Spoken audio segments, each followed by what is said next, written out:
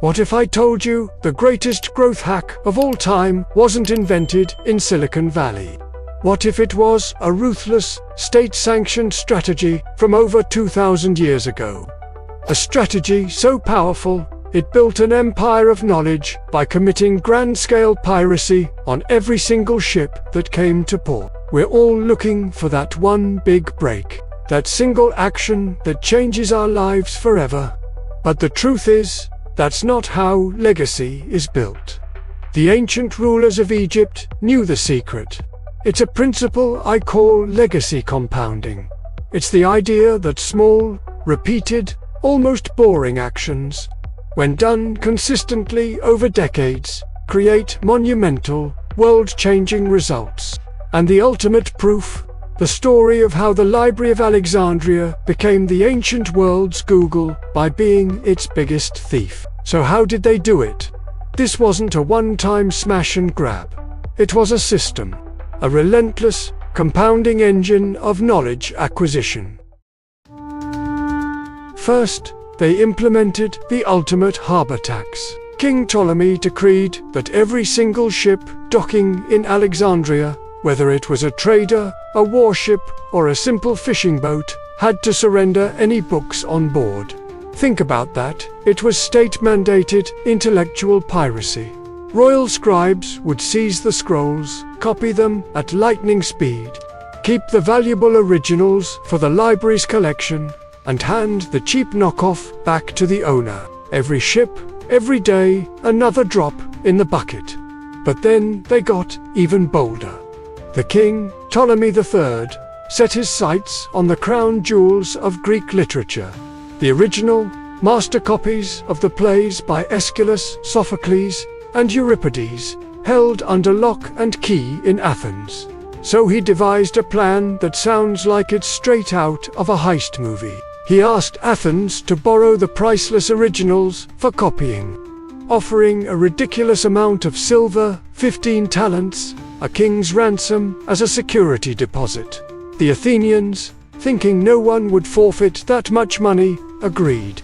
They were wrong. Ptolemy took the originals, sent back beautifully made copies, and just kept the masterpieces. He willingly lost a fortune in silver just to own the real thing. It was the greatest intellectual property heist in history. And they didn't stop with Greek knowledge. They hunted down Egyptian, Persian, and even Indian texts. They funded the first ever translation of the Hebrew Bible into Greek, creating the Septuagint. They weren't just building a library.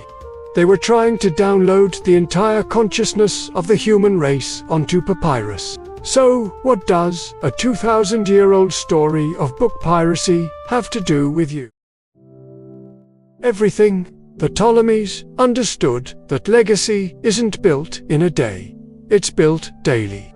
That tiny, insignificant action of confiscating one scroll from one ship seems like nothing. But repeated thousands of times, it built the intellectual center of the world. This is legacy compounding in your own life. You don't become a master guitarist by practicing for 24 hours straight. You do it by practicing for 30 minutes, every single day, for years. You don't build wealth by winning the lottery. You do it by saving a small, almost unnoticeable amount of money from every paycheck. Each tiny, consistent act is a scroll for your personal Library of Alexandria. It feels insignificant at the moment, but over time, it compounds into a legacy of skill, wealth, or wisdom that is monumental. The Library of Alexandria may be gone, but its collection strategy is a timeless lesson. Greatness isn't about grand gestures. It's about relentless consistency.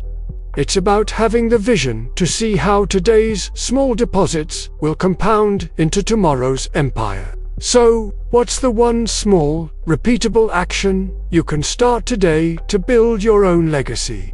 Let me know in the comments below. If you want more deep dives into the hidden strategies of history, make sure you subscribe to Thought Trek and ring the bell so you don't miss our next video in the Knowledge Vault. Thanks for watching.